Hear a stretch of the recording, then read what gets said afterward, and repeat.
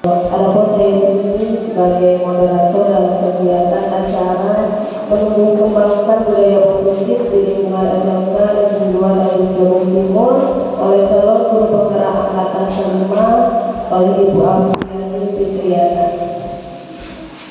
Kemudian selanjutnya sebelum kita memasuki ke dalam acara ini, baiklah ada baiknya kita mendengarkan kata sambutan dari kepala sekolah kita, Ibu Supriyama SPD IRPD. Pada beliau saya persilakan.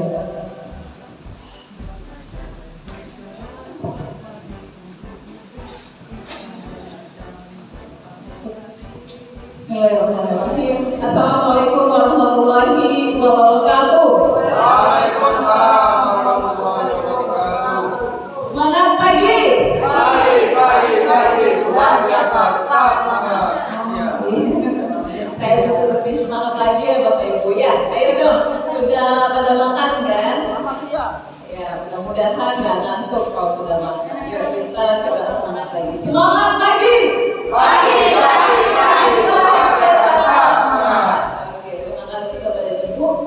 Alhamdulillahirrahmanirrahim. Wabillahi nasta'in wa ala alamin. Assalatu wassalamu ala asyrofil anbiya'i wal mursalin wa ala alihi wa sahbihi. Kepada Ibu yang kami hormati, terkhusus rekan kita Ibu Apriani Fitriana SPD ya, yang alhamdulillah hari ini akan melaksanakan sebuah tugas yang mulia, saya bilang ya, karena ini adalah hal yang sangat baik sebenarnya untuk kita laksanakan. Sebagai CGP, beliau memberikan tugas untuk melakukan sebuah definisi mengenai budaya positif di lingkungan sekolah, khususnya di sekolah kita di SMK Negeri 2 Tanjung Jabung Timur. Saya sebagai penanggung jawab sekolah sangat mengapresiasi apa yang dilaksanakan oleh Ibu Pit, dan saya juga berterima kasih kepada rekan-rekan semua ya. Ini adalah wujud dari saling mensupport, wujud dari dukungan ya, dukungan yang seperti ini yang sangat dibutuhkan ya. Jadi kalau ada teman yang mau maju, kita dukung sama-sama. Nanti ketika beliau sudah pada taraf tertentu, di tingkat tertentu, beliau yang minta untuk membantu kita untuk juga bisa naik ke atas, ke level yang lebih tinggi lagi. Oke, ya, amin. Jadi kita sama-sama dukung, kita sama-sama doakan. Semoga Ibu Pi tetap semangat, sehat ya, dan bisa melaksanakan tugas-tugasnya. Baik itu sekarang masih menjadi CGP, hingga nanti menjadi guru penggerak. Kemudian Bapak dan Ibu bicara tentang budaya positif. Sebuah budaya itu terbentuk dari sebuah kebiasaan yang dilakukan oleh anggota sebuah komunitas di sebuah organisasi atau juga di sebuah tempat atau di sebuah lingkungan. Ketika setiap pribadi ataupun juga anggota dari komunitas tersebut sudah seragam perlakuannya, sikapnya, maka itu akan menjadi sebuah budaya komunitas. Nah, apakah budaya itu positif dan negatif? Nah, itu yang harus kita pilih. Tentu sebagai manusia yang dewasa, kita sudah tahu yang mana yang positif ataupun juga yang mana yang negatif. Hanya tinggal saja bagaimana kita berkomitmen untuk bisa melaksanakan budaya-budaya yang tentunya yang kita harapkan adalah budaya positif. Karena berbicara budaya positif itu sangat erat dengan value atau nilai-nilai, etos. Karena kita adalah sebagai pendidik di sini, maka yang diharapkan adalah bagaimana kita memiliki etos kerja sebagai pendidik. Namun di sini yang saya harapkan adalah bukan saja berbicara soal pekerjaan kita, tapi bagaimana kita menjalankan keseharian kita di sini. Ya, dari awal kita datang masuk, ya, kita saling sapa, kita saling mendukung, itu juga bagian dari budaya. Bahkan ketika kita masuk ke dalam toilet, bagaimana kita kemudian bersikap setelah mungkin kita sudah buang air kecil atau buang air besar, gitu ya. Apakah kita masih meninggalkan bekas di sana, ya? Mungkin saja bisa seperti contoh ini sangat sering saya temui ketika saya masuk toilet itu masih ada tuh bekas pasir sandal kita tuh nempel di situ. Ya kan, nggak susah ya untuk nyiramnya, gitu. Sehingga budaya bersih itu juga ada. Budaya bersih ini kan juga bagian dari budaya positif. Itu contoh kecil saja. Ketika kita berpapasan dengan teman-teman atau juga saling menyapa, itu remeh-remeh sepertinya Bapak Ibu, tapi itu sangat penting untuk kita budayakan. Jadi kita berpapasan kayak nggak kenal aja. Ya, itu remeh-remeh sekali, tapi itu sangat penting untuk kita selalu budayakan. Ya, itu contoh kecil saja Bapak dan Ibu. Mungkin nanti akan kita dengarkan bersama ya, bagaimana budaya positif yang ingin kita bangun bersama, yang nanti akan mudah-mudahan bisa digerakkan oleh Subupik sebagai guru penggerak. Dan satu terakhir yang ingin saya sampaikan adalah bahwa budaya positif bukan saja untuk orang-orang tertentu saja. Oh ya, Subupik kan dia belajar lah, dia punya budaya positif. Tidak, tapi seperti yang disampaikan oleh banyak orang bijak bahwa sebuah budaya yang baik itu ya kita harus mulainya dari diri kita sendiri, dari hal yang paling kecil dan dimulai dari saat ini. Ini demikian yang bisa saya sampaikan. Tetap semangat Bupit, saya siap mendukung apapun yang mungkin bisa saya support sebagai kepala sekolah atau juga orang yang mungkin tengah berjuang juga menjadi jalan pengadaan praktik ya. Mudah-mudahan kita semua di sini terinspirasi dan termotivasi untuk melakukan hal-hal baik yang bisa membantu kita menjadi lebih baik. Terima kasih. Bila taufiq wal hidayah. Assalamualaikum warahmatullahi wabarakatuh. Waalaikumsalam warahmatullahi wabarakatuh. Baiklah, terima kasih kepada Ibu Kepala Sekolah yang telah memberikan kata sambutannya, motivasinya, kemudian semangatnya untuk kita semua. Selanjutnya saya berikan kesempatan kepada Ibu Afriyati Fitriana untuk memaparkan tentang kegiatan CGP Angkatan kelimanya tentang budaya positif. Kepada beliau saya persilakan.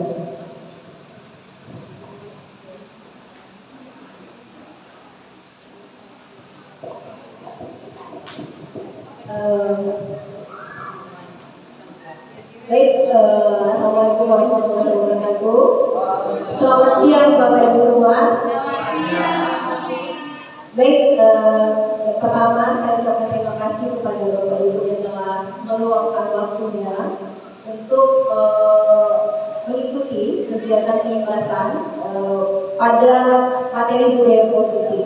Jadi Bapak Ibu perkenalkan, saya adalah salah satu CGP Angkatan 5 di Kabupaten Nanggung Timur, dan kami juga membawa pesan bahwasanya besar harapan dari kita agar Bapak Ibu semua kita ikut di kegiatan guru penggerak di angkatan berikutnya. Jadi saat ini sedang dalam proses seleksi itu di angkatan 8 dan angkatan 9. Jadi harapannya ketika kita mengikuti guru penggerak bukan mengharapkan sesuatu Bapak Ibu, tapi motivasi intrinsik sehingga kita dapat belajar mengupdate apa yang sudah kondisi seperti sekarang ini, sehingga dalam proses pembelajaran dan juga bagaimana kita menjadi seorang guru yang terus belajar dan mengarah lebih baik, sehingga Bapak Ibu diharapkan nanti sekolah kita harapannya adalah bukan hanya 1, 2, atau 3 orang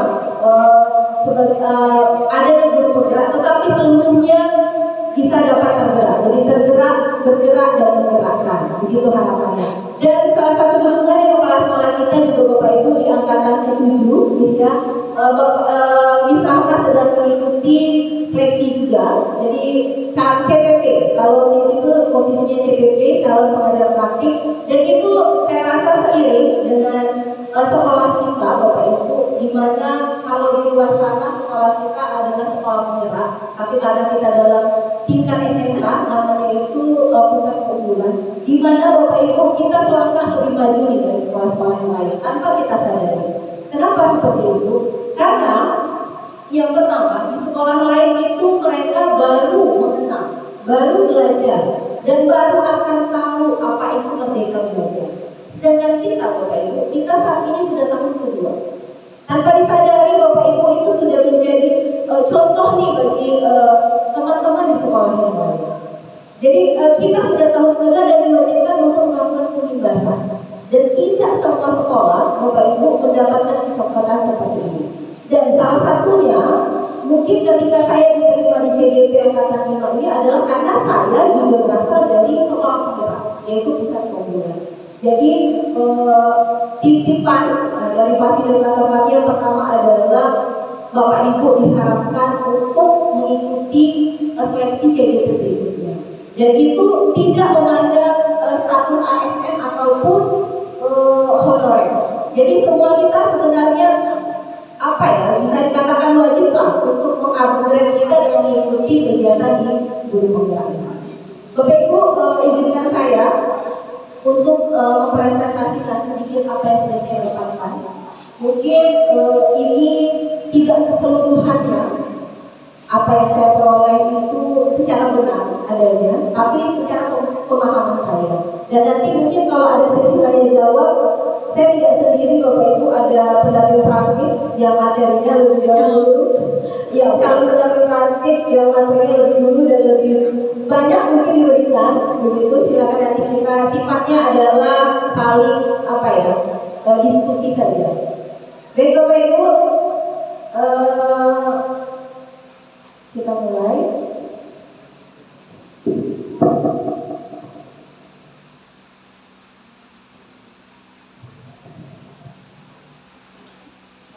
Budaya positif.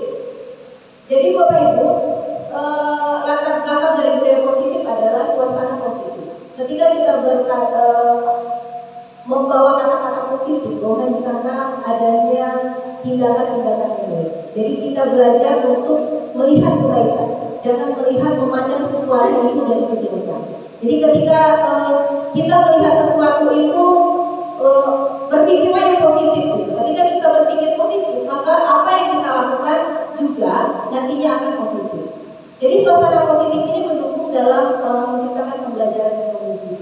Karena suasana positif peserta didik dan guru akan membuka suatu kondisi pembelajaran yang menyenangkan. Jadi tidak adanya tekanan di situ.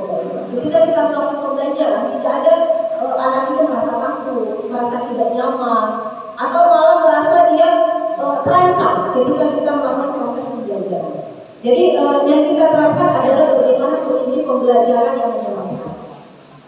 Ketika anak-anak bahagia, yakinlah Bapak Ibu bahwasanya dia lebih mudah menerima apa yang sudah kita berikan. Kemudian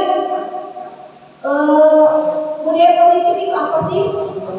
Budaya positif adalah nilai-nilai keyakinan dan kebiasaan-kebiasaan sekolah yang berpihak pada peserta didik, agar peserta didik dapat berkembang menjadi pribadi yang kreatif, bermanfaat dan bertanggung jawab.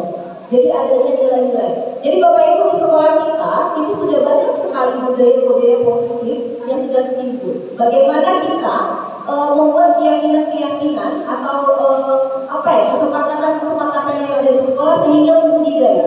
Seperti yang disampaikan tadi oleh Miss. Ketika kita berpapasan dengan teman, apa salahnya kita itu dia bertegur sapa. Kalau kita tidak suka bertegur sapa, setidaknya kita senyum.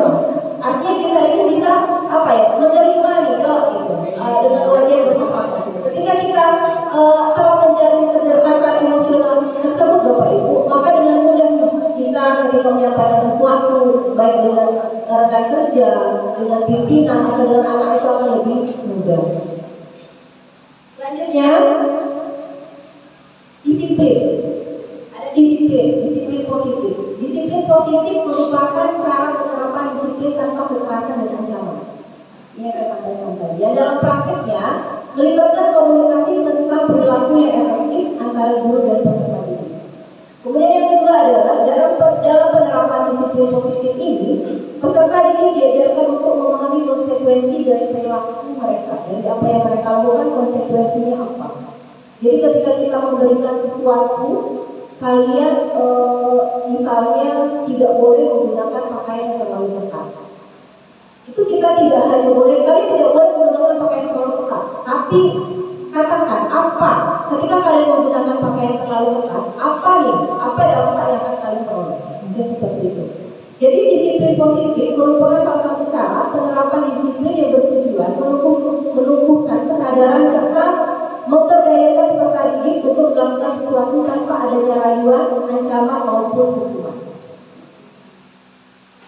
Nah, ketika kita menjalankan disiplin positif dan juga budaya positif tadi, maka akan lahir nilai-nilai kebajikan. Yang ini tidak asing lagi. Saya yakin tidak asing lagi kepada Bapak Ibu, di mana itu profil pelajar Pancasila yang ada 6, mulai dari beriman dan bertakwa kepada Tuhan Yang Maha Esa, berkebinekaan global, kemudian bergotong royong, mandiri, bernalar kritis dan kreatif. Jadi keenam profil pelajar Pancasila ini adalah goalnya tujuan pendidikan nasional.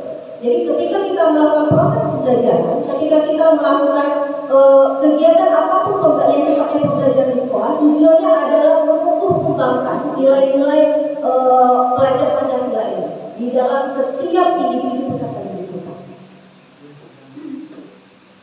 Bapak Ibu, kita meyakini bahwa setiap anak-anak kita itu adalah unik. Ketika anak-anak itu memiliki kelebihannya masing-masing. Setiap anak itu memiliki latar belakang yang berbeda, memiliki sifat penting yang berbeda. Jadi ketika anak-anak melakukan suatu kesalahan, yakinlah bahwa ada kebutuhannya yang tidak terpenuhi. Jadi pada dasar kebutuhan manusia ini ada 5. Yang pertama itu kebutuhan bertahan hidup. Jadi ketika orang lain mungkin dia mencuri, ketika kita melihat positifnya, kenapa dia mencuri? Mungkin ketika dia mencuri itu terpaksa, kenapa dia tidak bisa bertahan hidup? Ketika dia mencuri, mungkin dia tidak bisa memberi makan atau tidak bisa makan kalau dia mencuri. Mungkin seperti itu. Artinya ada kebutuhan dasar yang tidak terpenuhi. Kemudian yang kedua adalah kasih sayang dan rasa diterima. Jadi Bapak Ibu, ketika anak-anak kita melakukan kesalahan, memberontak atau seperti apa, mungkin dia kurangnya perhatian. Jadi butuh perhatian kita yang lebih di sana. Kemudian penguasaan. Yang keempat adalah kebebasan. Dan yang kelima adalah kesenangan. Jadi ini kebutuhan dasar manusia beranjak dari sini, sehingga ada konsep bahwa setiap yang dilakukan pasti memiliki tujuan. Kemudian Bapak Ibu, nah sekarang saya saya memberikan suatu analogi. Anggap Bapak Ibu, kan sebenarnya ada pasangan nih dengan pasangannya. Anggap Bapak Ibu satu orang itu menggenggam sesuatu yang menurut Bapak Ibu berharga. Satu menggenggam, yang satu mencoba membuka genggaman tersebut. Miss menggenggam menggenggam. Nah, Anggun mencoba membuka. Bagaimana caranya membuka? Merayu apakah Anggun merayu Miss untuk membuka kah? Atau dengan membujuk kah? Ya, ada mungkin silakan Bapak Ibu 1 menit mungkin kita coba. Ada kayak bisa berhasil membuka atau tidak mau sama sekali membuka. Jadi sesuatu ini yang sangat berharga ya Bapak Ibu ketika kita buka. Ya, ada kayak yang membuka ya Bapak Ibu. Ada yang membuka mungkin, ada mungkin yang mempertahankan apa yang dia sudah pegang. Ada mungkin yang membuka karena kenapa? Ini katanya punyanya si Fikri dibuka nih, karena Pak Mus mungkin mengancam ya Pak Mus, atau mengkritik Pak Mus, enggak ya? Jadi ada sesuatu yang bagus di kanan. Ya, jadi dibukanya Pak. Jadi Pak Mus berhasil membuka apa yang sudah dipegang oleh Fikri. Mungkin kalau di depan ini Miss nggak mau membukanya, dia tetap bertahan walaupun Anggun merayu, merengek dan segala macam, dia tidak mau membuka. Pak Hamdi berhasil nggak membuka apa? Pak Hamdi yang bisa ya. Jadi Bapak Ibu, dari analogi tersebut, ya ada sebelumnya Pak Hamdi saja di sini. Jadi bukan ya. Jadi Bapak Ibu, sebenarnya keputusan untuk membuka membuka atau menutup genggaman kita itu adalah berasal dari diri kita. Ketika kita ketika kita sudah kontrolnya itu berasal dari kita. Ketika kita bilang tidak membuka, maka kita tidak akan membukanya. Walaupun sekalipun teman kita itu menggoda dengan cara luar biasa. Tapi ketika kita memang merasa itu ya membuka, ya kita akan buka, gitu kan? Mungkin hanya godaan sedikit dia akan membuka. Jadi posisi kontrol terkuat itu adalah pada diri kita. Nah, Bapak Ibu, ketika kita kembali kepada pesan tadi, ketika kita membuat aturan, kalian harus berambut pendek. Ketika anak-anak tersebut merasa dirinya tidak menerima kontrol itu ada pada guru, maka dia tidak akan memotong rambut tersebut. Tetapi ketika dia merasa kontrol itu pada diri dia akan memotong rambut tersebut tanpa kita kejar-kejar atau kita paksa dia untuk memotong. Jadi kontrol yang paling besar itu adalah kontrol yang berasal dari diri kita. Dan kita sebagai guru adalah memegang posisi kontrol. Posisi kontrol adalah suatu program disiplin positif yang berpusat pada murid yang dikembangkan oleh Diani Goset dengan pendekatan restitusi yang disebut dengan 5 posisi kontrol. Jadi 5 posisi kontrol inilah yang sering kita lakukan, Bapak Ibu. Nah, jadi 5 posisi kontrol itu ada pemukul, kemudian ada pembuat rasa bersama, ada sebagai teman, ada pemantau, dan ada manajer. Ini 5 posisi kontrol yang biasa kita lakukan kepada peserta didik kita. Nah, Bapak Ibu, saya akan memperlihatkan video singkat tentang 5 posisi kontrol tersebut.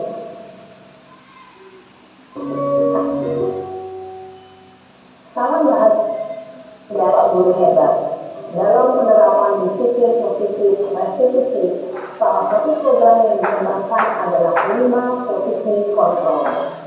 5 posisi kontrol dalam restitusi adalah proses perjalanan seorang pendidik agar dapat mengenali dirinya. Pada video kali ini, kita akan membahas tentang 5 posisi kontrol yang dikembangkan oleh Diane Grosser dan contoh penerapannya.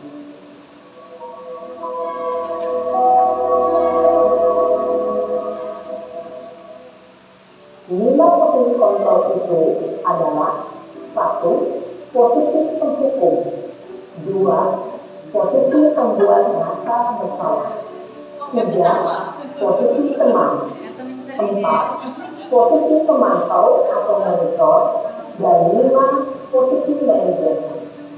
Untuk lebih memahami 5 posisi tersebut, saksikan kasus Naren yang terlambat hadir 20 menit di sekolah dan melihat bagaimana 5 posisi kontrol dalam menghadapi masalah tersebut.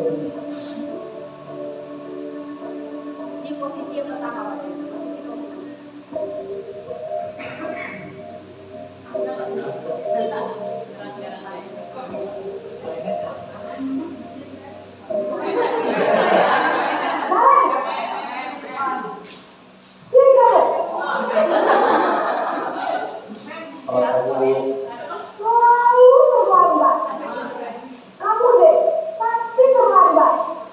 Maaf Bu, saya... Apa coba? Alasan kamu apa lagi? Kapan sih kamu tidak terlambat? Malas sekali ya kamu jadi anak. Saya... Dasar pemalas. Gak kapok-kapok sih kamu. Sudah berapa kali terlambat? Sana, kamu beri lapangan basket 2 kali. Kenapa saya harus ke lapangan basket Bu? Kenapa? Kamu melawan ibu. Berani-beraninya jawab. Sudah terlambat, masih berani jawab pula. Sekarang, keliling lapangan basket 5 kali sekalian. Biar kapok. Cepat, pergi sama lapangan basket. Posisi penghukum biasanya berbicara dengan nada tinggi, menghapus, menunjuk-nunjuk, menyakiti, dan menyindir. Hukuman bisa berupa fisik maupun psikis. Inilah yang dapat hebat. Dampak yang terjadi pada murid ketika guru berada pada posisi penghukum adalah murid cenderung akan memberontak, bahkan menyimpan dendam.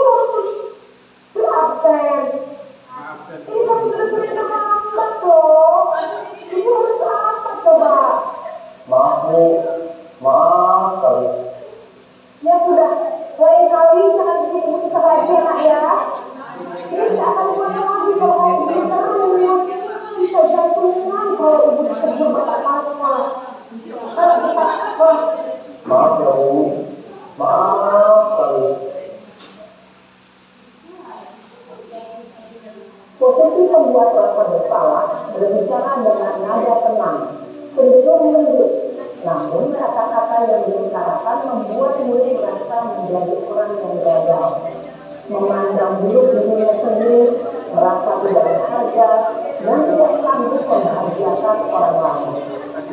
Ketika guru mengambil posisi pembuat rasa bersalah, murid akan menganggap dirinya yang bersalah dan ia fungsi negatif tersebut di dalam dirinya.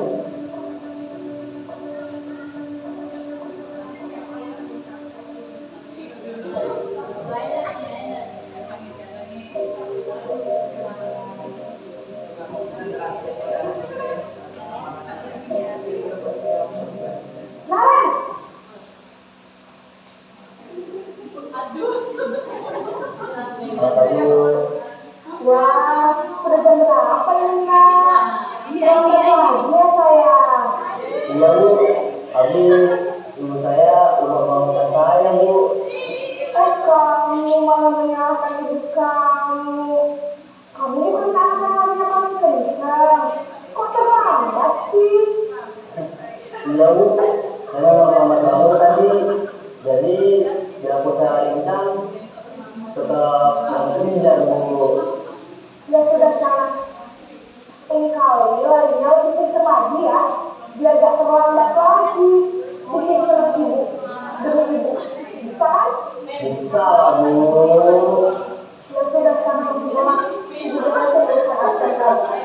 Mami, ada saja.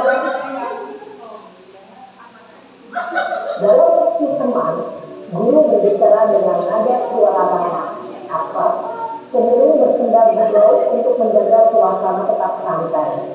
Murid akan merasa senang, aman, dan akrab dengan guru. Identitas yang tercipta adalah identitas sukses atau berhasil. Namun, perlu diingat, karena ini masih dorongan eksternal, maka ada faktor ketergantungan dari murid kepada orang tertentu. Di sini, guru absennya, sehingga di lain waktu, murid bisa berperilaku baik, namun hanya kepada orang-orang tertentu.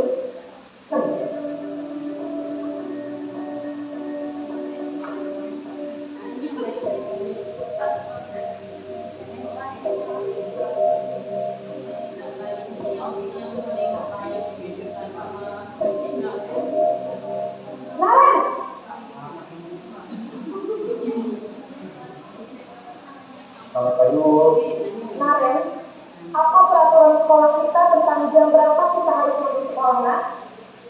Kita harus di sekolah jam 7 Bu. Iya betul, sekarang sudah jam 7.20. Naren sudah tahu konsekuensinya jika terlambat hadir. Paham Bu, saya harus tinggal kelas pas jam istirahat selama 20 menit. Iya benar, konsekuensinya demikian.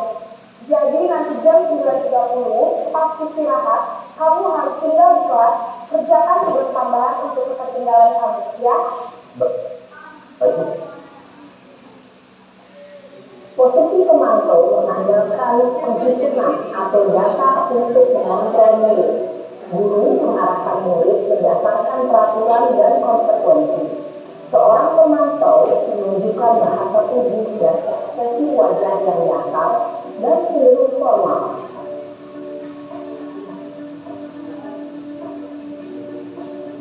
Ini terakhir, posisi terakhir Bapak Ibu.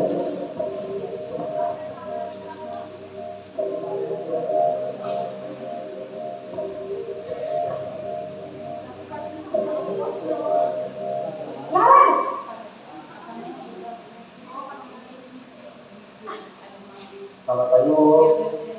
Selamat pagi, Naren. Maaf Bu, saya terlambat. Iya, sekolah masuknya jam 7, sekarang sudah jam 7.20. Jadi sekarang bagaimana ini? Bu, saya lupa alarm saya semalam. Baiklah, menurut kamu, keyakinan sekolah yang mana yang perlu kamu tingkatkan? Menghargai diri sendiri dan orang lain mungkin ya Bu. Setuju. Jadi, apakah Naren meyakini prinsip saling menghormati tersebut? Iya Bu, saya meyakininya. Apakah Naren bersedia memperbaiki masalah keterlambatan ini? Bersedia Bu. Bagaimana kamu akan memperbaiki masalah keterlambatan ini?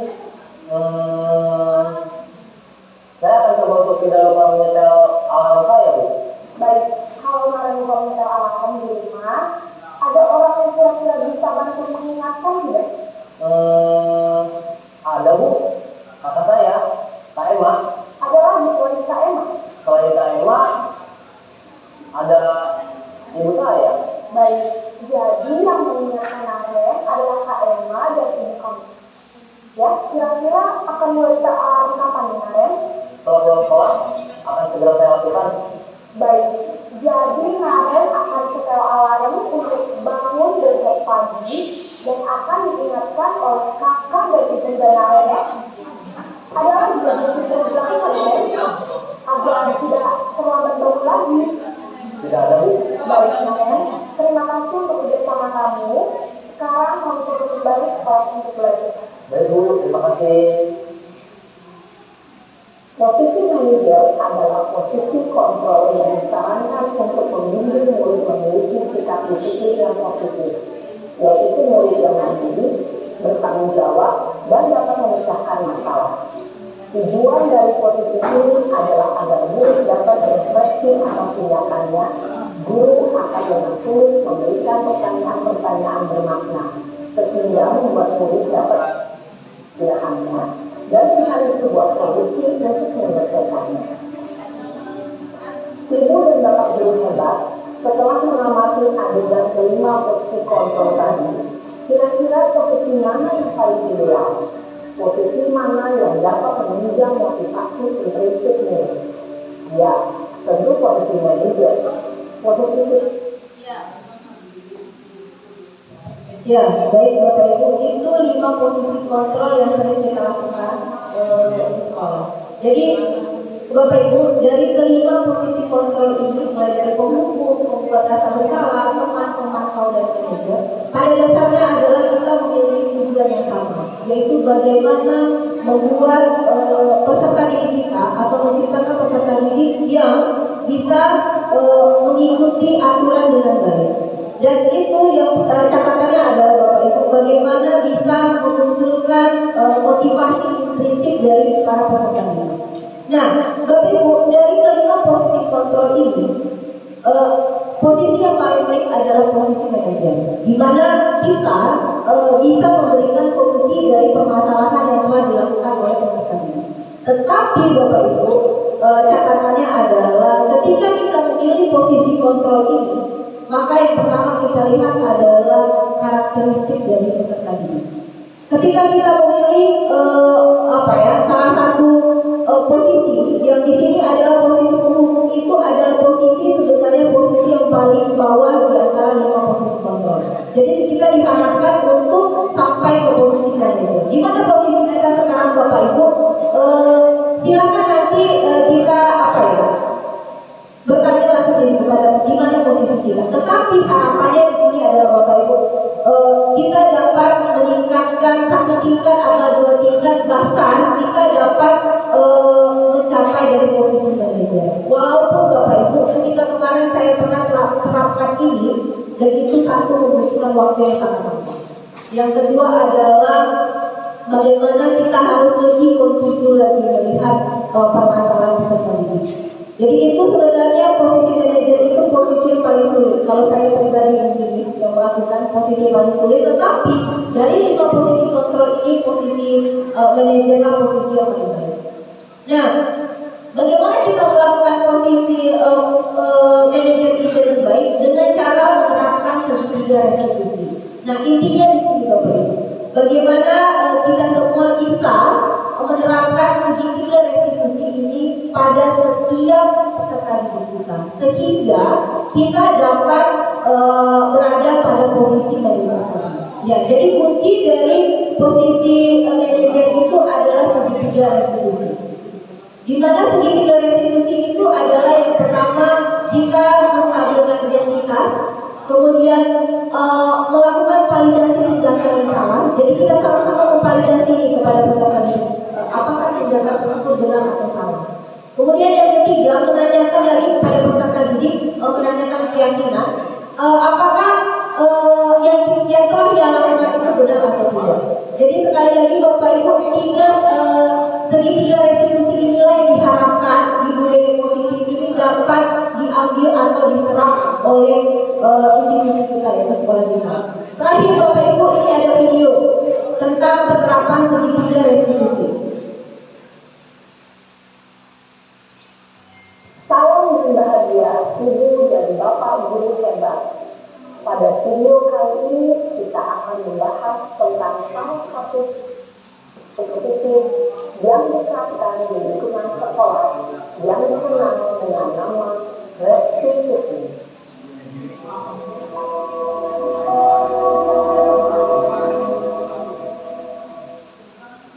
Restitusi dikembangkan oleh pakar pendidikan dari dosen berlandaskan pada teori kontrol Montefiore.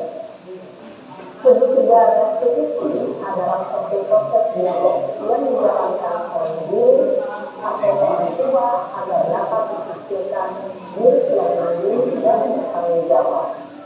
Pada saat guru di posisi manajer, aspek yang dikembangkan pada murid adalah motivasi intrinsik, sehingga penanaman nilai-nilai kebaikan dapat tumbuh dan berkembang menjadi suatu kebiasaan positif yang akhirnya membentuk karakter hidup.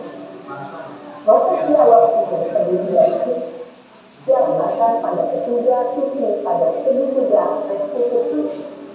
Sisi pertama adalah menstabilkan identitas. Sisi yang kedua adalah validasi tindakan yang salah. Dan sisi yang ketiga adalah menanyakan keyakinan. Guru dan Bapak Guru, berikut ini akan ditunjukkan bagaimana seorang guru berada dalam posisi manajer menggunakan penerapan segitiga restitusi.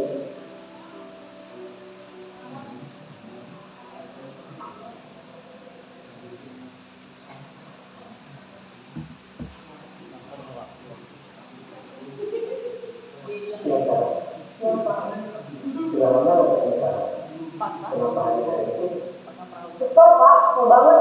Masa aku dikatain uang hilang Pak? Ya aku marah lah. Aku udah dikatain apa di depan Pak? Mau banget. Oh gitu. Itu kamu marah yang kesal. Bapak juga akan marah apabila ada yang ingin Bapak seperti itu. Kemudian pada saat itu kamu mau melakukan apa? Ya saya memakai Eka lah Pak. Mau banget. Saya bisa buat dia depan teman-teman lain. Oh begitu. Pasti kamu melakukan seperti itu karena suatu alasan tertentu kan? Iya lah, maksudnya biasa aja Pak. Ya saya ada gini lah. Maksud saya di depan Cina. Ya wajar lah. Mempertahankan agama itu sesuatu yang penting buat kamu. Untung kamu tidak bisa berbicara hanya mempertahankan. Iya Pak. Untung saya masih bersabar dan hanya memetak saja. Udah gemes padahal. Saya pasti ada gini lah. Ya pasti ya.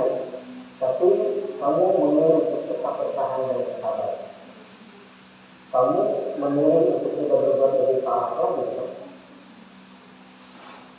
Nah, sekarang coba kita lihat lagi. Tindakan kamu yang minta cari kelas.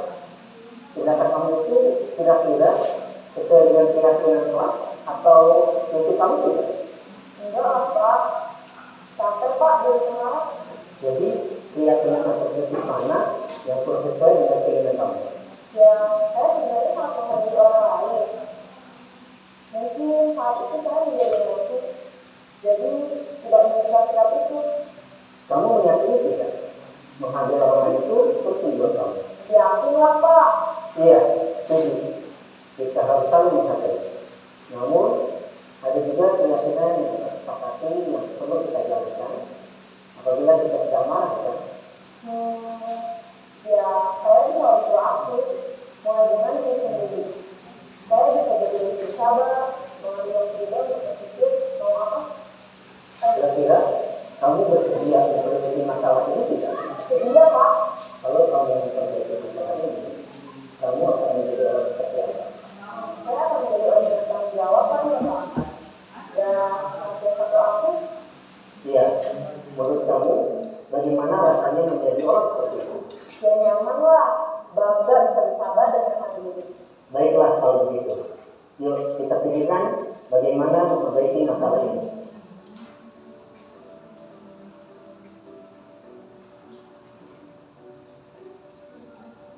Ibu dan Bapak Guru hebat. Baru saja kita menyaksikan contoh bagaimana seorang guru berada dalam posisi manajer menggunakan penerapan segitiga restitusi. Mari kita bahas satu persatu. Pada sisi pertama, menstabilkan identitas berdasarkan bahwa membuat kesalahan adalah bagian dari proses pembelajaran. Sisi pertama dari segitiga ini berperan menggeser identitas murid dari identitas gagal ke identitas sukses. Murid yang sedang bertingkah laku yang tidak pantas atau menarik diri saat itu sedang mengalami identitas gagal. Bila kita mengkritiknya, maka posisinya tidak akan berubah. Kita bisa mengajukan pernyataan-pernyataan ini. 1. Membuat kesalahan sesuatu yang wajar. 2. Manusia tidak ada yang sempurna. 3. Kita bisa memperbaiki masalah ini.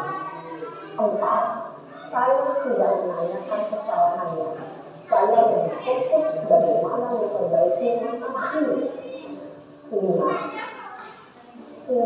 Kamu harus menjadi orang yang baik untuk diri sendiri. Pada sisi kedua, validasi tindakan yang salah berlandaskan pada prinsip bahwa setiap perilaku berupaya menuju suatu kebutuhan tertentu.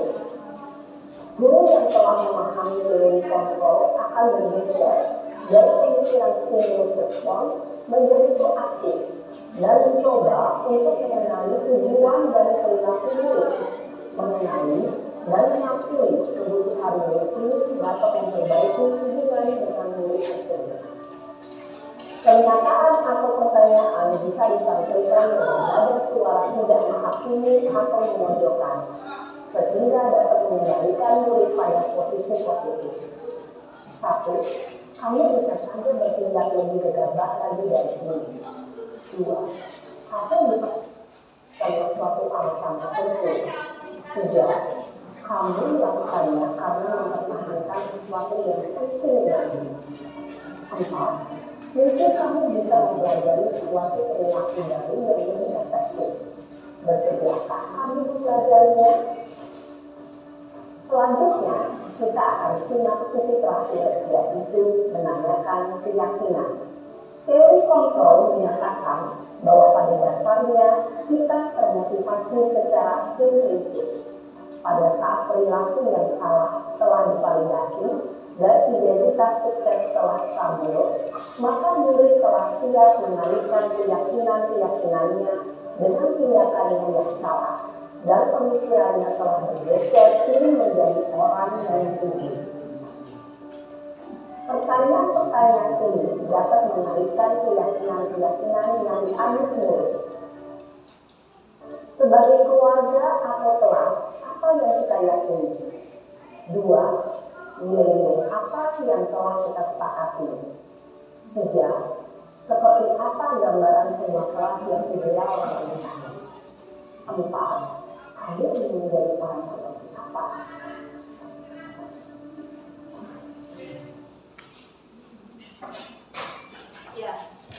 Baik Bapak Ibu, itulah sebenarnya segitiga restitusi inilah yang harus kita terapkan, yang bisa kita terapkan pada posisi manajer sebagai posisi kontrol kita di sekolah. Harapannya adalah Bapak Ibu, bagaimana kita mencoba untuk terus dikatakan untuk terus mengubah posisi kontrol kita, bagaimana kita nanti sampai ke posisi manajer dengan menerapkan segitiga restitusi yang ada. Jadi mungkin berbagi pengalaman saja Bapak Ibu, ketika saya melakukan segitiga restitusi ini, yang pertama adalah membutuhkan waktu yang sangat lama. Yang kedua, terkadang memang anak yang bermasalah di kita itu misalnya kasus terlambat itu bukan 1 atau 2. Itu mungkin nanti jadi PR kita Ibu Hersek, bagaimana cara kita menerapkan segitiga restitusi ini sehingga bisa berjalan dengan kondisi yang ada pada sekolah kita. Jadi dari ketiga tersebut, mulai dari menstabilkan identitas, melakukan validasi tindakan yang salah, dan juga yang terakhir adalah menanyakan keyakinan. Saya berharap titipannya adalah Bapak Ibu, bukan berarti saya menggurui, saya berharap Bapak Ibu sekalian dapat menumbuh kembangkan budaya-budaya positif di sekolah dengan berbagai karakteristik yang ada pada setiap peserta didik kita, dengan melakukan pembelajaran yang akhirnya nanti setiap peserta didik kita memiliki profil pelajar Pancasila yang 6 tersebut, dengan kita memposisikan kita di posisi kontrol sebagai manajer. Mari bersama-sama Bapak Ibu kita mencoba menerapkan ini di sekolah kita dengan karakteristik kita dan dengan kondisi anak-anak kita. Walaupun itu mungkin butuh butuh ekstra lagi dari kita, butuh bagaimana kita mengubah mengubah pola pikir kita tadi dari sebagai penghukum kemudian menjadi seorang pelajar. Mungkin itu saja Bapak Ibu dari saya. Sekali lagi saya tidak menggurui, tapi mungkin ketika saya diberikan kepercayaan untuk menyampaikan kepada Bapak Ibu semua, itu merupakan kewajiban saya. Sehingga hari ini saya tunaikan kewajiban tersebut. Bapak Ibu, bagaimana harapannya SMK Negeri 2 Tanjung Timur bisa mencapai tujuan pendidikan kita yang memerdekakan siswa, yang membuat siswa kita merasa lebih nyaman di sekolah dan juga lebih bahagia. Demikian Bapak Ibu, saya tutup dengan pantun, ya. Pulang sekolah jalan kaki sampai rumah. Saya tutup presentasi ini. Salam hormat dan terima kasih. Terima kasih Bapak Ibu. Terima kasih keluarga Indonesia. Saya kembalikan ke MC saya.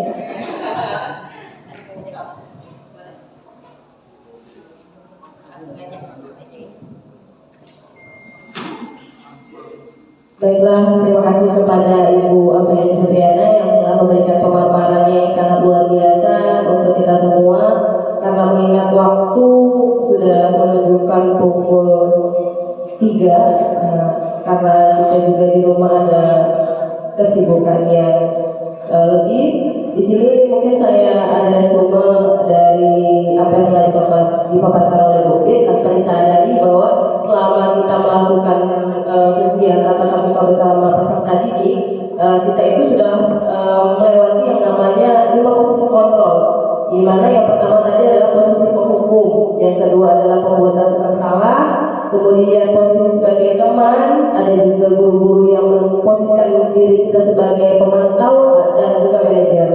Nah, dari 5 posisi kontrol tersebut ternyata yang paling baik dan menimbulkan dampak positif terhadap peserta didik kita adalah posisi manajer.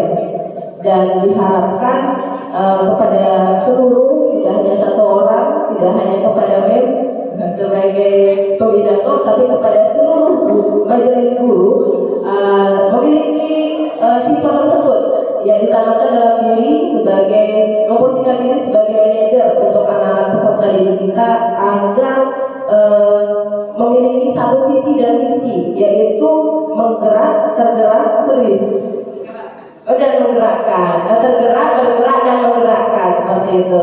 Kemudian yang terakhir, ada kunci dari posisi kontrol tersebut. Yang pertama adalah menstabilkan identitas, validasi tindakan yang salah, dan menanyakan keyakinan. Mungkin itu saja dari saya.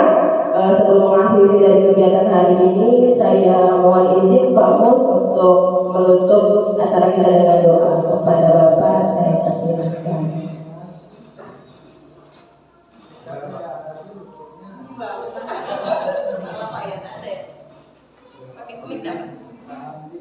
Pak Handi. Yang dituakan jadinya Pak.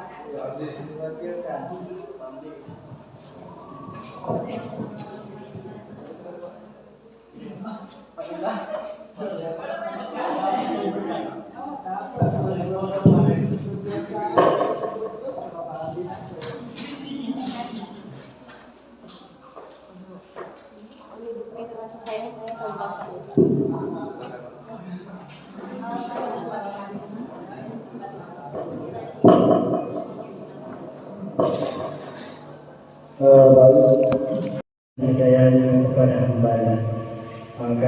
ini kami memohon kepada-Mu ya Allah.